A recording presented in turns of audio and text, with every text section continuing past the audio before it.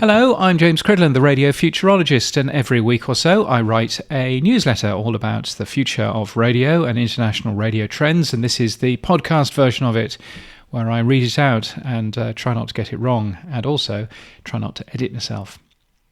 This week I talk about getting more value from the archive, because many radio stations have wondered how they can monetize their archive material after typically seeing radio as ephemeral, of-the-moment stuff. The Rick Dees Weekly Top 40 is one example, which reruns old countdowns from the 1980s on some US radio stations. It's also available on an app. And similarly, Casey Kasem's American Top 40 is still running on iHeartRadio. But an afternoon drive show, how could anyone rerun that? Well, I'm impressed to see former radio hosts Hamish and Andy launching a thing this week called Hamish and Andy Unlimited.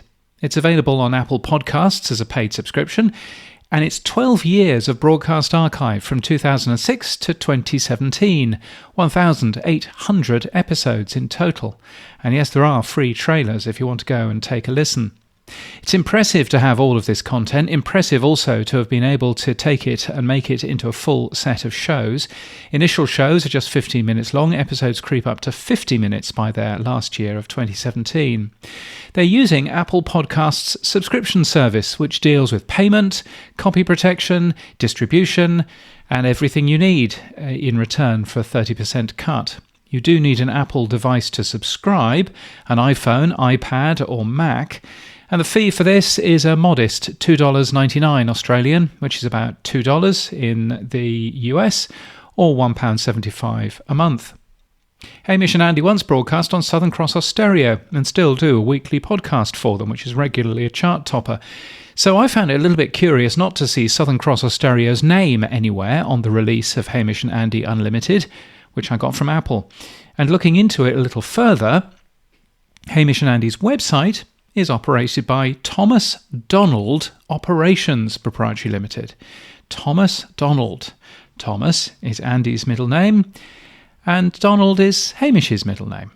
And I assume that their company owns the rights to the show and licenses it to Southern Cross Austereo, which has freed them to do other work and do this sort of thing with their content too. Anyway, however it works, if you have the content and you've got it well archived, neither of those two things are given, then that is such a good idea.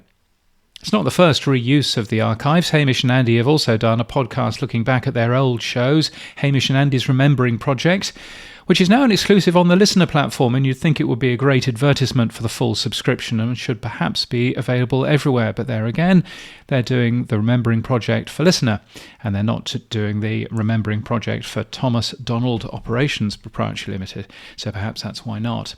And if you've not heard of Hamish and Andy before, I would recommend you going to watch a couple of clips on YouTube of them. The Ed Sheeran $2 Peep Show Experiment is brilliant. Jurassic Car Park, slightly less brilliant, but still quite brilliant and well worth a watch. Elsewhere, the BBC missed former Director General Tony Hall's target of 500 million global audience by 2022. They only managed to hit 492 million, and they only grew 1% year on year. The answer seems to be obvious to me. Pull the to-be-consolidated BBC News channel, currently BBC World News, away from its exclusive cable carriage deals and make the channel free for all on as many platforms as possible. Go on YouTube, like the Australian ABC News channel or Euronews, France 24, Al Jazeera, should I call it France 24? I suppose I should. Anyway, many more of those. That would be a good start, as well as free access on the BBC News app too.